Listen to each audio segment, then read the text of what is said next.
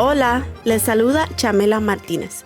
Bienvenidos a Óyeme, Óyete, el podcast de Violence Intervention Program, un espacio seguro de resistencia, donde compartimos narrativas personales sobre la violencia de género. Aquí puedes contar tu historia desde tu punto de vista, levantar tu voz contra el patriarcado y aportar en la construcción de un mundo más justo. Óyeme, óyete y sé parte del cambio.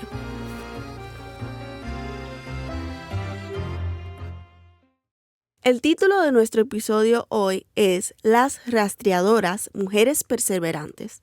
Vamos a hablar de desapariciones forzadas y la perseverancia de un grupo de mujeres que no se dan por vencidas en la búsqueda de sus seres queridos. Hoy estamos acompañados por Evelina Guzmán Castañeda, representante del colectivo Justicia y Esperanza de San Luis de la Paz. Evelina busca a su hermano Samuel, junto con otros 22 migrantes desaparecidos en el 2011 en la ruta migratoria hacia Estados Unidos. Y también tenemos a Sahara Gómez Lucini, fotógrafa e investigadora social que utiliza método de archivo y trabajo de campo para documentar el trabajo de familiares y colectivos que buscan a seres queridos desaparecidos en México. Evelina, ¿podrías contarnos un poco cómo ha sido tu búsqueda con el colectivo Justicia y Esperanza de San Luis de la Paz y qué fue lo que ocurrió con los 22 migrantes desaparecidos en la ruta migratoria? Sí, hola, ¿qué tal? Buenas tardes. Pues sí, el colectivo nace a raíz de la desaparición de 22 migrantes de San Luis de la Paz el 21 de marzo del 2011. Ellos iban con la expectativa de llegar a Estados Unidos, ellos iban como migrantes y la idea era llegar a diferentes partes de Estados Unidos. Lamentablemente en el trayecto fueron secuestrados. Lo único que sabemos, de hecho, jamás nos pidieron eh, algún rescate por ellos, solamente hablaron con las familias de los coyotes para pedir 750,000 pesos por cada uno. Nosotros tenemos familiares en Estados Unidos y ellos hablaron acá con mi mamá y le preguntaron si sabíamos algo de ellos. Mi mamá le dijo que no. Entonces, lo que se escuchaba era que los coyotes estaban secuestrados, ¿no? Entonces, nosotros empezamos a indagar y a buscar. Incluso la primera denuncia que se hace en San Luis de la Paz en la fiscalía jamás existió. Nosotros pensamos que las autoridades iban a hacer su trabajo. Nos dijeron, no se preocupen, señoras, váyanse a su casa. Nosotros en cuanto tengamos noticias les vamos a llamar. Pues la triste realidad es que aquí estamos, ¿no? Jamás nos han hablado. Hay una enorme omisión de las autoridades. Es por eso que el colectivo desde un inicio empezó a ver esas deficiencias y empezamos a buscar. En 2011, al ver que la denuncia no existía, fuimos en busca de ruta migratoria, no que San Luis Potosí. Y lo que hicimos fue también poner una denuncia en San Luis Potosí. Guanajuato atrae el caso porque no le competía a San Luis Potosí porque no estaban desaparecidos ahí. Entonces, Guanajuato atrae el caso y desde ese momento nosotros empezamos a exigir a las autoridades esta búsqueda de nuestros familiares y lo único que nos decían era, pues a nosotros como fiscalía solamente nos compete en investigar, más no en buscar. Entonces nosotros vimos esa necesidad de nosotros salir a buscar, nos organizamos, de hecho, recursos eran muy pocos, solamente podíamos enviar a 2 personas compañeras del colectivo, nos íbamos rotando para que fueran a ciertos lugares a buscar.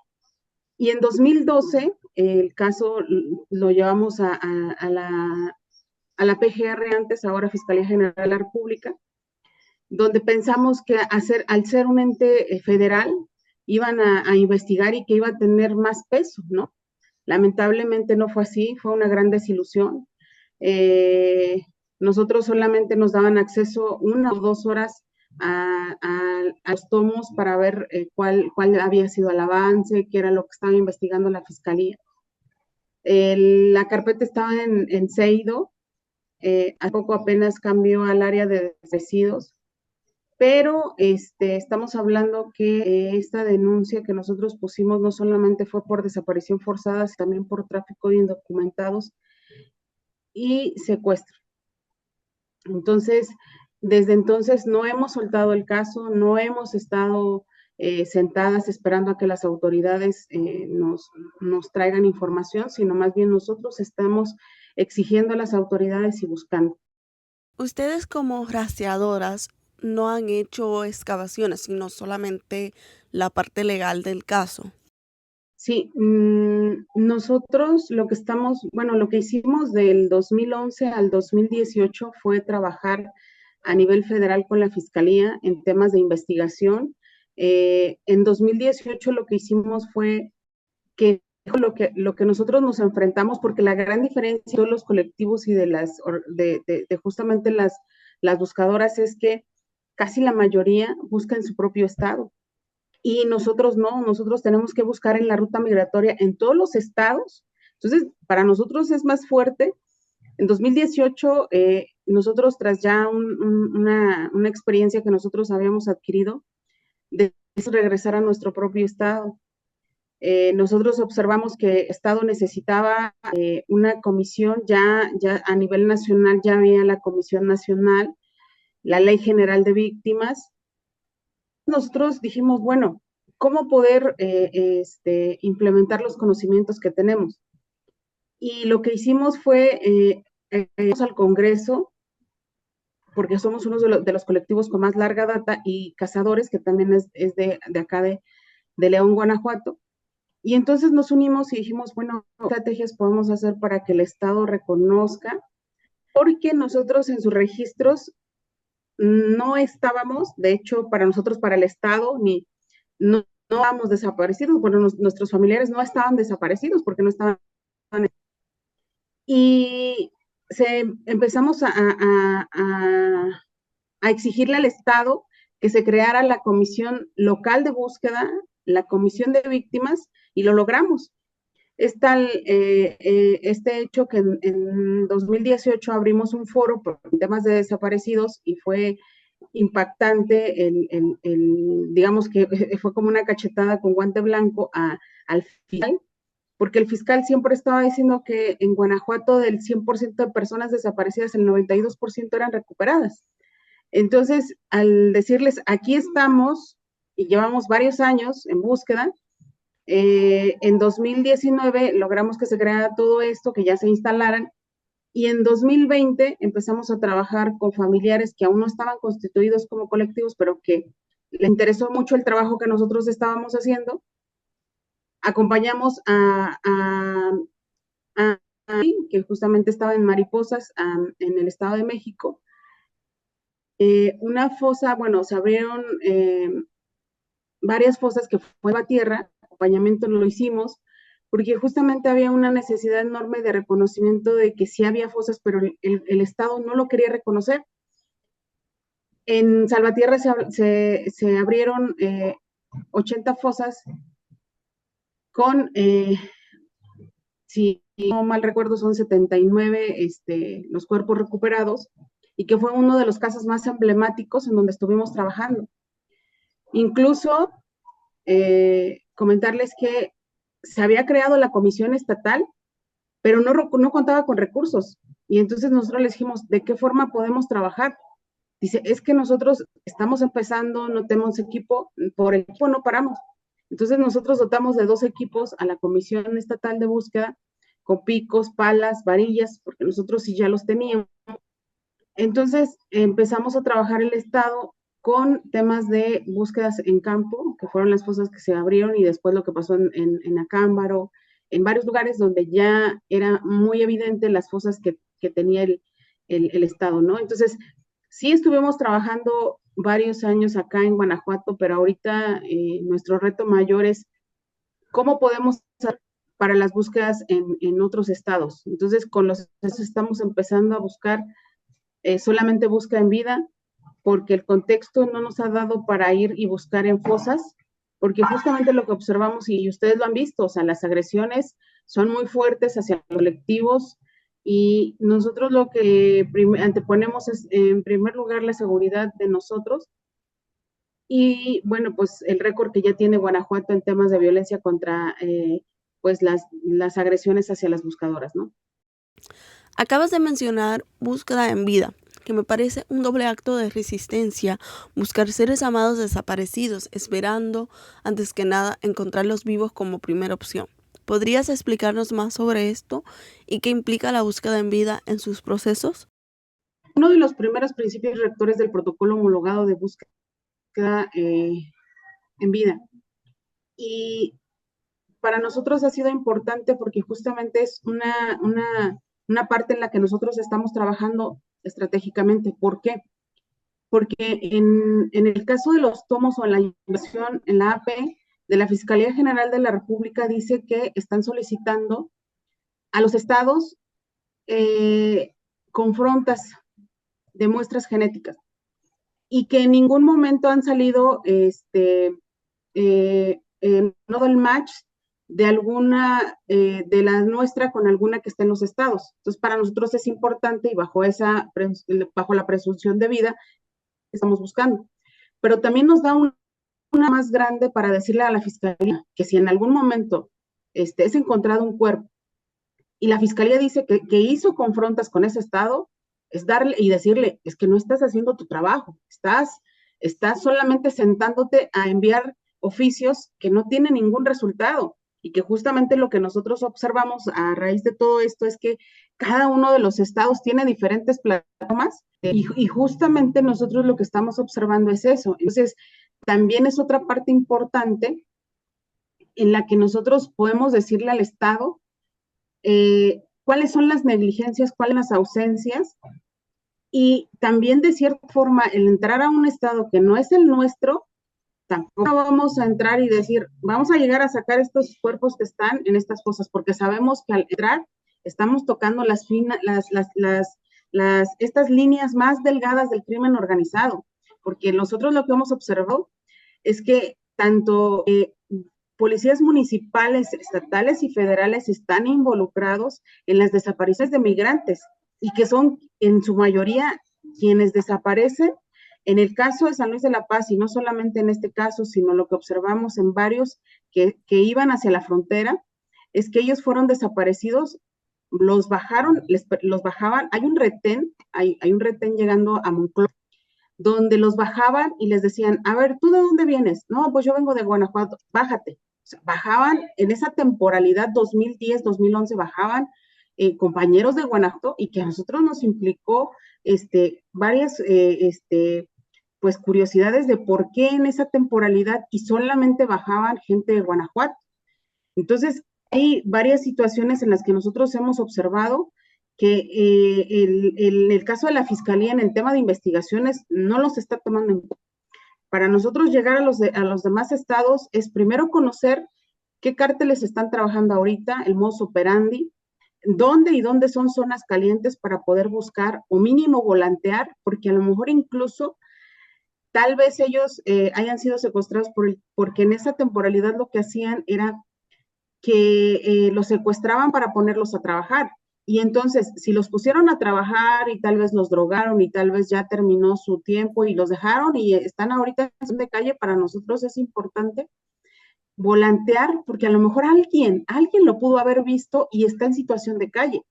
Y nos tocó brigada de Tijuana, que fuimos acá a una brigada que se hace nacional, donde se encontró un compañero de 8 años en situación de calle, otra persona que eran centroamericanos en situación de calle. Y yo les digo que nosotros lo que vamos observando es que no solamente la persona que desaparece, hay una doble desaparición, porque desaparece la persona y quien sale a buscar se ausenta del núcleo familiar. Entonces también hay una desaparición, ¿no?, de quien sale a buscarlo. Y si el núcleo familiar estaba roto, con la salida de la persona que sale a buscar, es peor. Y más, les voy a decir que la violencia es más fuerte contra las mujeres, porque hay un tema detrás, un trasfondo de todas las búsquedas, de que las mujeres, en el caso de San Luis de la Paz y en el caso de mi comunidad, las mujeres somos denigradas por el simple hecho de ser mujeres. ¿Por qué? Porque las mujeres solamente sirven para estar en casa, tienes que ser ama de casa, tú no tienes derecho. Entonces, es todavía otro reto mayor el que salgamos a buscar, que nos digan lo que tenemos que hacer, porque hasta eso, o sea, nos dicen, oye, es que tú eres mujer, no puedes sobresalir. Tienes que quedarte en tu casa con tus hijos, tienes que ser ama de casa, tienes casi una sirvienta, casi una esclava, y si lo haces, la gente te ve mal. Este, ¿Por qué?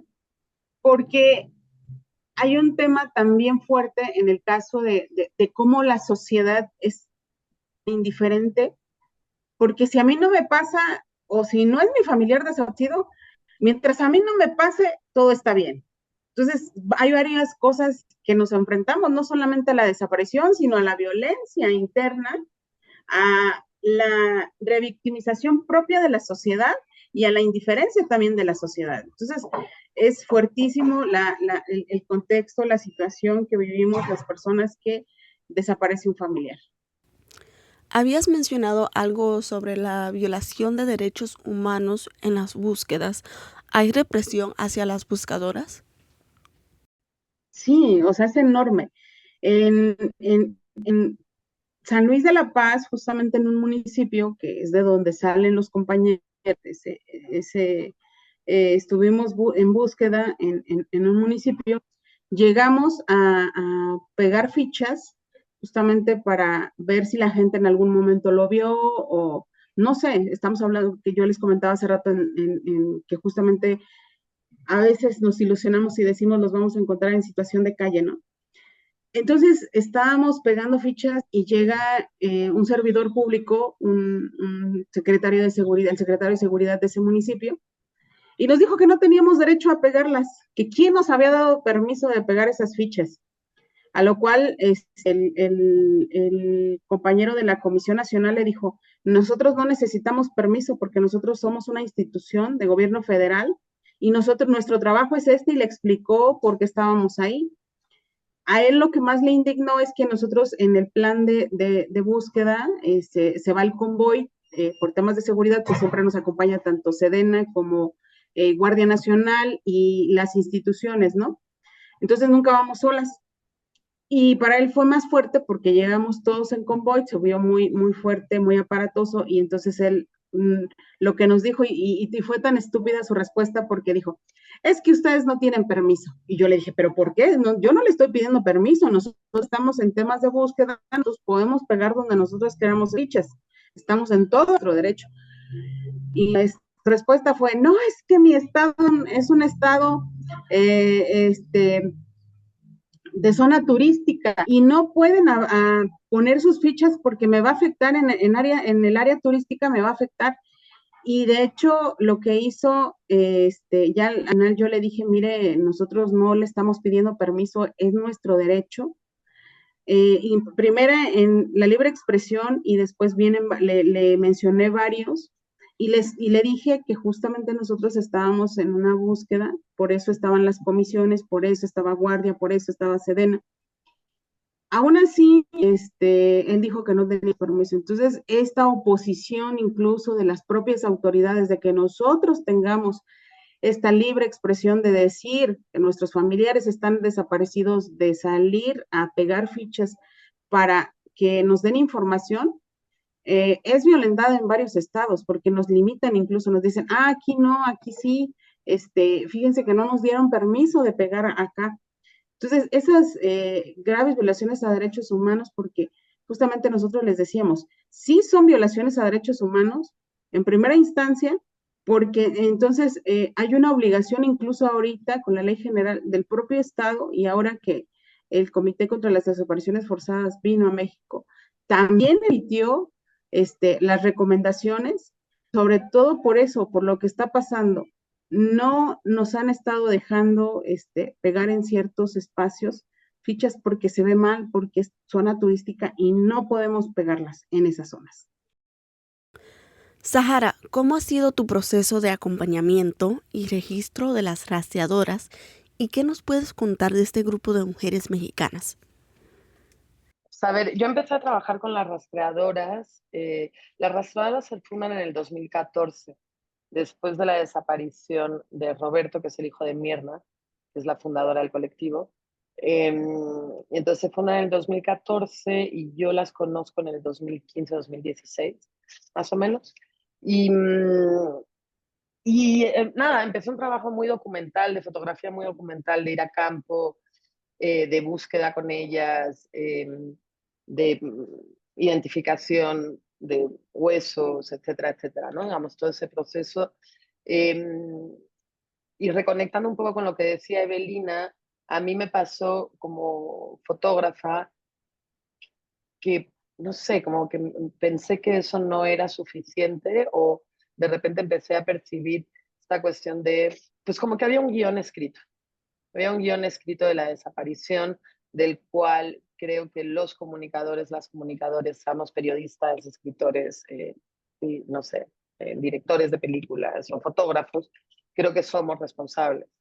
Y entonces el guión de la desaparición siempre era el mismo, es el día que Roberto desapareció. Entonces parece que no hay Roberto antes, parece que la vida antes no existe, parece que Roberto solo existe en el momento en que desaparece.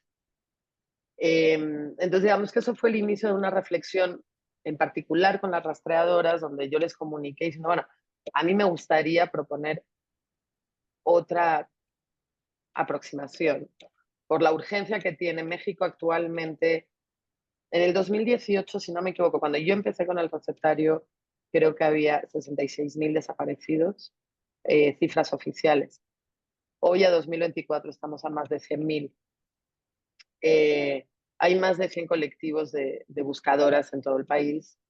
Eh, entonces, como que había una cuestión de cómo atravesar y cómo convocar a personas que no están familiarizadas con la temática, eh, que no están familiarizadas o que no están interesadas, eh, porque también pues da mucho miedo y creo que es muy normal tener mucho miedo y entender que en realidad cuando se desaparece a alguien no solo se desaparece de su familia, es que se desaparece de la comunidad, de la sociedad. Entonces realmente entender que nos faltan a todos, eh, porque es romper el tejido social. Y romper el tejido social es crear un pueblo sumamente frágil, ¿no? Eh, entonces, partiendo, digamos, de esa reflexión, yo empecé a hablar con las rastreadoras, que ya veníamos desde hace 2, 3 años trabajando juntas, eh, de chin, pues a mí me gustaría hablar de Roberto, de Juan, en vida, volviendo un poco también a lo que decía Evelina de búsqueda en vida, es decir, quiénes son, qué les gusta, cómo me puedo yo conectar con esta persona.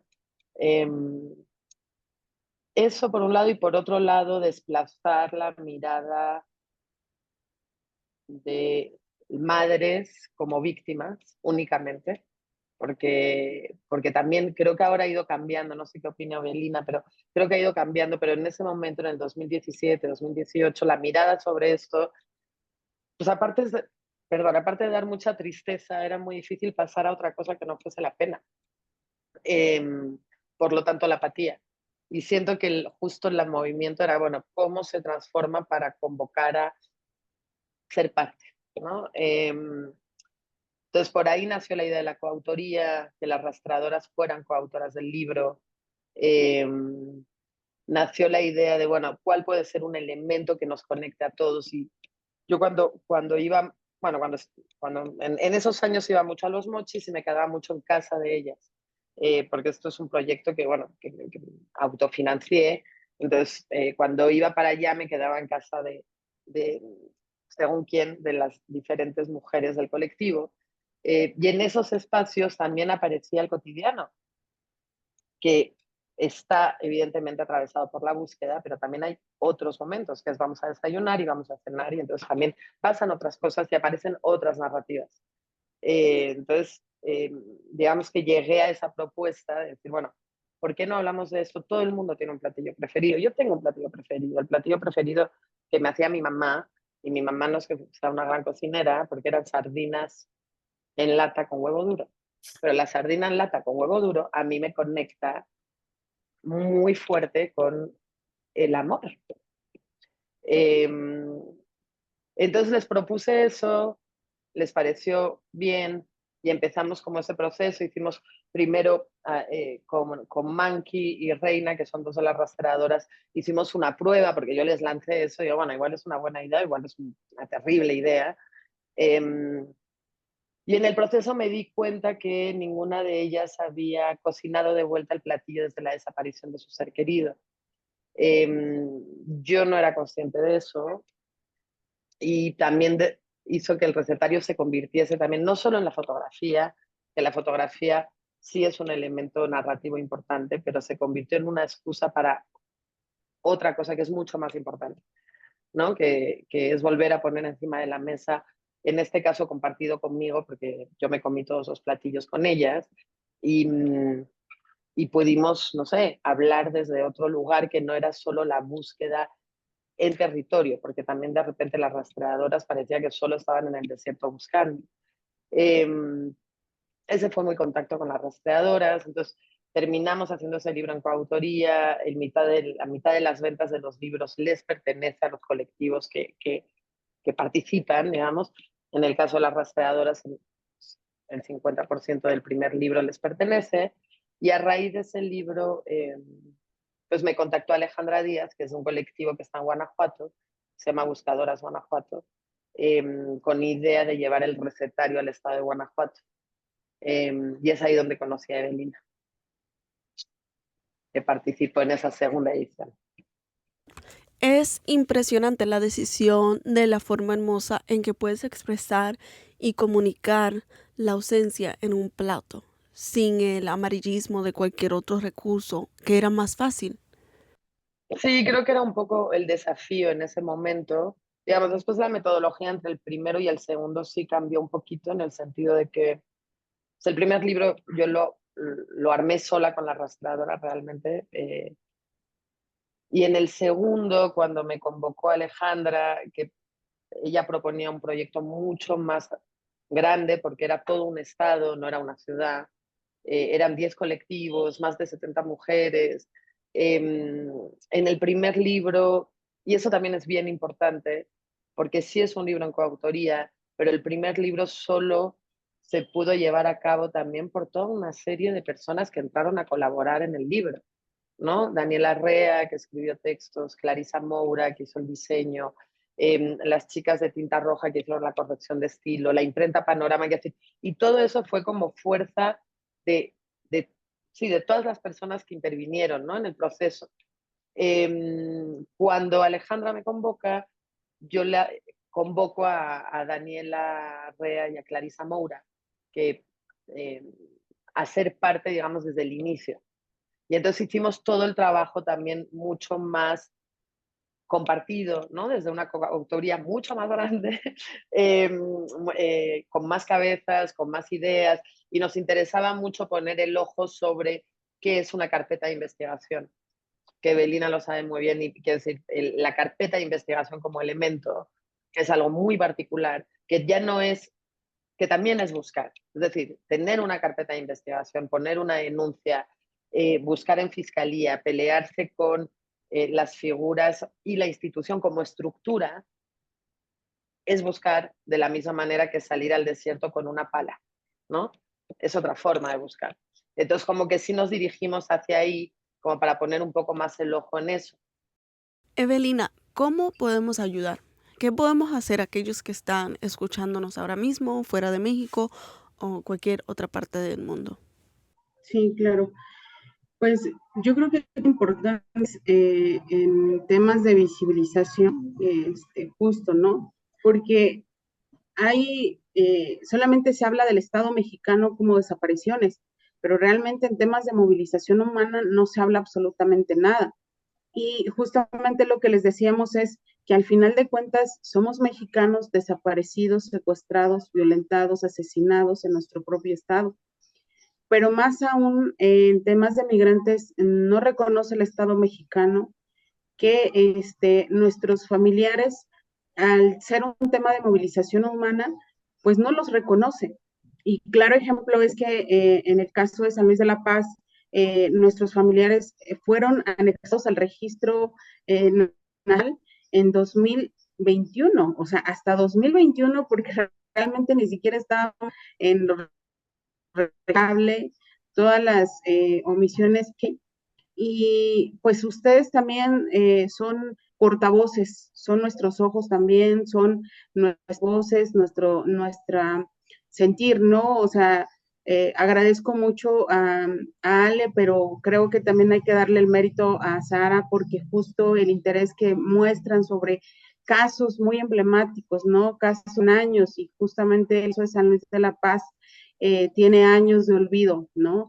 Entonces, aunque nosotros hemos estado exigiendo, hemos estado en la lucha, somos pioneras junto con varios colectivos, con varias voces de madres, de hermanas, de esposas, ¿no? Porque no solamente tenemos madres, también hay que reconocer el trabajo de las esposas, de las hijas, porque justo el deterioro que tienen las madres en todo este proceso, yo lo digo en lo personal porque mi mamá, cuando desaparece mi hermano, tuvo una recaída horrible y para mí esa necesidad de salir y de buscar a mi hermano y ver a mi mamá que se estaba acabando porque pues no sabíamos de él. Entonces, también esa parte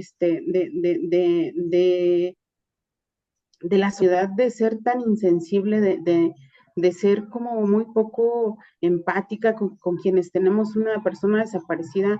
A nosotros la indiferencia a veces también mata, que solamente seamos uno más del montón, porque justamente lo que decíamos es al día de hoy son más de 100 personas desaparecidas, es alarmante, pero también cómo se van olvidando los casos de larga edad, cómo solamente vamos al día escuchando, pues, por ejemplo, era lo que decíamos, a mí me da mucho gusto, fuimos pioneras en Guanajuato.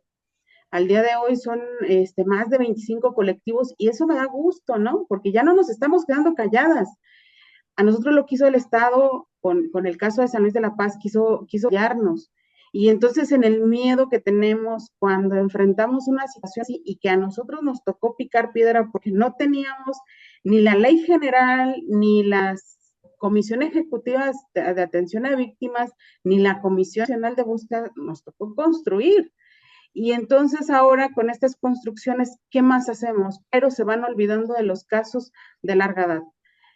No queremos que sigamos acumulando, pero también lo que buscamos es una sensibilización, pero también un apoyo, porque, por ejemplo, en 2023, a principios del 2023, fuimos invitadas a una convención también en Estados Unidos y lamentablemente a nosotros no pudimos asistir porque no tenemos visas. Es una de las situaciones también que hemos enfrentado y que el Estado del vecino país nos dice a ustedes no, ustedes sí, ¿no? Y no sabe que a veces el migrar es por la violencia que se genera en nuestros propios estados. No migramos por gusto, no migramos porque nos encanten otros países, sino por la violencia, el desempleo. Hay estos factores que detonan el que tengamos que salir por necesidad. En mi persona, ahorita como buscadora, llevo 2 amenazas. Ahorita pues el mecanismo, justo lo que les decía, me niega el, me dice que mi caso no es fuerte porque una buscadora no tiene tantas afectaciones. Entonces nosotros metemos un amparo y ganamos el caso al mecanismo federal. Y entonces yo digo, bueno, entonces ustedes como mecanismo de protección a defensores y defensores de derechos humanos, porque desde el momento en que nosotros empezamos a exigir nuestros derechos, ya somos defensoras de derechos humanos. No, el Estado no ha reconocido eso. Y entonces hay otra problemática también muy grave y yo les decía, ¿cómo es posible que tengamos que decirles que estas instituciones creadas para las víctimas o que son creadas en los contextos que estamos viviendo, porque hay una necesidad enorme de ser creadas instituciones, no salvaguarden, no den seguridad, no nos acompañen, no nos arropen, es lamentable. Por eso hoy México, el Estado mexicano, sufre, hay las desapariciones y sufre graves violaciones de derechos humanos por el no reconocimiento de las personas buscadoras en temas de movilización humana. Sí, en ese sentido, digo, Eve, tú debes de tener más claras las cifras que yo, pero en lo que va de año, ¿cuántas buscadoras han sido asesinadas? ¿Tres? ¿En el estado de Guanajuato? 4. El estado de Guanajuato ya lleva 4. Y 4 asesinadas, y la señora Lorenza, que está desaparecida y que hasta el día de hoy no ha sido encontrada. Wow. Y Sahara, ¿crees que la fotografía es otra forma de resistencia frente al olvido y negligencia en que vivimos? Yo creo que la fotografía es una herramienta y todo depende de qué se hace con la herramienta. Y creo que cualquier herramienta puede servir para exigir justicia, para reclamar verdad y para construir memoria, ¿no? En mi caso, digamos que la herramienta con la que yo he crecido ha sido la fotografía,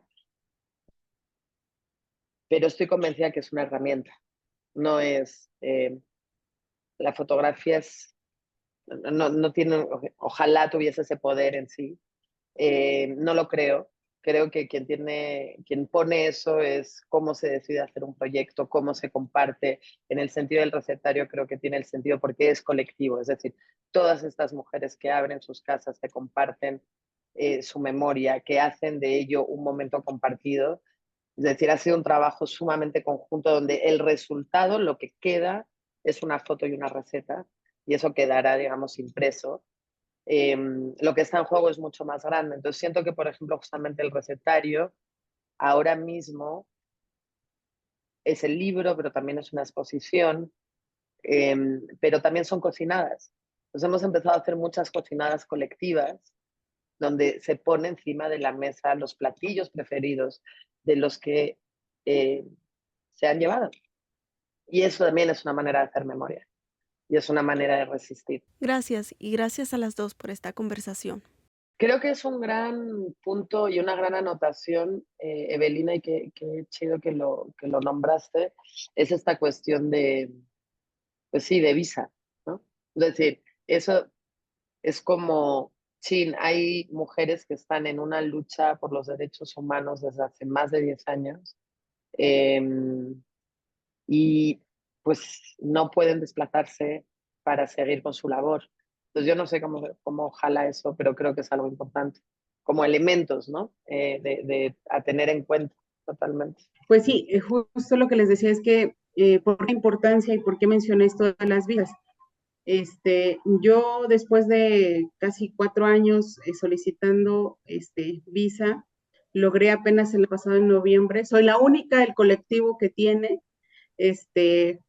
pero ¿por qué la importancia para nosotros en temas de movilización humana? Para mí es importantísimo y yo les decía, yo voy por esa apertura de visas, ¿por qué le estamos apostando? Sabemos y al día de hoy la investigación de la Fiscalía General de la República no nos ha dado el punto exacto donde desaparecen nuestros familiares y en esa temporalidad que justamente desaparecen nuestros familiares, los cárteles estaban reclutando gente para trabajar, entonces por las investigaciones que hemos hecho, puede ser que ellos los tengan trabajando bajo en una zona, cómo trafican la droga hacia Estados Unidos, con personas, se les llama burros. Quiere decir que los pasan caminando y que los cargan con droga. Nosotros la investigación y lo único que tenemos de la Fiscalía es que en 2011, en noviembre, es desaparecido una persona que tiene el mismo homónimo, el mismo nombre de uno de los compañeros y fue detenido por el FBI. Pero también hay otra parte importante. Si ellos en algún momento los pusieron a trabajar y ellos murieron en el desierto o en esta parte de Estados Unidos, posiblemente sus restos estén allá. Por eso la importancia de nosotros de trabajar y colaborar o de tener una visa, que no sea una visa humanitaria porque solamente te la dan por cierto tiempo. Una visa de turista la dan por más años. Entonces, la importancia de esa diferencia y que nosotros podamos entrar y salir cuantas veces sea necesario, porque sabemos que en el caso de Texas y en algunos otros tienen varios restos que ellos han recuperado, pero que ahí están y no se han hecho las confrontas. Por eso también la importancia y que nosotros estamos peleando ahora con el MAEVI, que es el mecanismo de apoyo exterior, y que se amplía más al mecanismo de apoyo exterior en búsqueda de personas, búsqueda e investigación de personas migrantes, porque queremos que colaboren tanto los países de Centroamérica como justamente el propio Estado mexicano, que es donde desaparecen, pero también para nosotros como mexicanos, que Estados Unidos colabore, o mínimo los estados que están en la frontera, que colaboren con México para el tema de confrontas e identificación de restos que tienen recuperados y que tienen bajo su resguardo. Por eso la importancia que nosotros le estamos apostando a estas visas. Muchas gracias, Evelina y Sahara, por esta conversación, y esperamos que cualquier persona escuchando siga hablando de los desaparecidos y nunca nos olvidemos de ellos. Muchísimas gracias a ustedes por el espacio, Evelina, por conectarte, y seguimos buscando estrategias contra el olvido. Les habló Chamela Martínez, especialista en recursos digitales. Gracias por escucharnos hoy. Si quieres compartir una historia, escríbenos a oyemeoyete@vipmujeres.org. Violence Intervention Program es una organización que funciona en la ciudad de Nueva York, con servicios bilingües para víctimas de violencia doméstica y sexual. Si tú o alguien que tú conoces está pasando por una situación de abuso, llama a nuestra línea de ayuda al 1-800-558-6664 o visita nuestra página web www.vipmujeres.org. Recuerda que te creemos y estamos aquí para apoyarte. Hasta la próxima.